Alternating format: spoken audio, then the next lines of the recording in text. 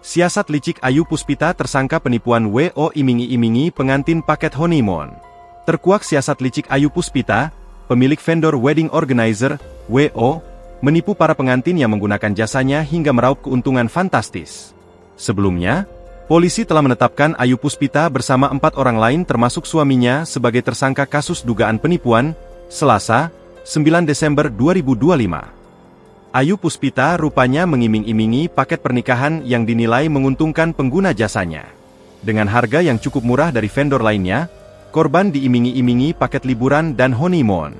Kenapa bisa menarik korban? Karena ada yang ditawarkan korban dalam bentuk fasilitas paket yang murah, kata Direktur Kriminal Umum Polda Metro Jaya Kombes Imam Imanuddin saat konferensi pers di Polda Metro Jaya, dilansir dari Kompas.com, Sabtu, 13 Desember 2025. Apabila korban sudah melunasi sebelum tenggat waktu, akan mendapatkan keuntungan lain. Ada tawaran fasilitas ditawarkan, misalnya tempat pernikahan fantastis. Kemudian paket liburan yang ditawarkan para tersangka ke Bali misalnya, dengan paket honeymoon sehingga menarik korban untuk gunakan jasa para tersangka, kata dia.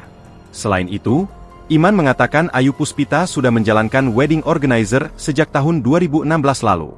Pada 2024, Ayu Puspita menjadikan jasa pernikahan berbadan hukum. Sejak kapan berlangsung? Kegiatan jasa pernikahan berlangsung 2016, kemudian 2024 tersangka meningkatkan badan hukum, ucap dia. Untuk kerugian korban per orang, kata dia, nilainya variatif seperti 40 juta rupiah dan 60 juta rupiah. Kini korban yang melapor ke polisi berjumlah 207 orang dengan total kerugian mencapai 11,5 miliar rupiah.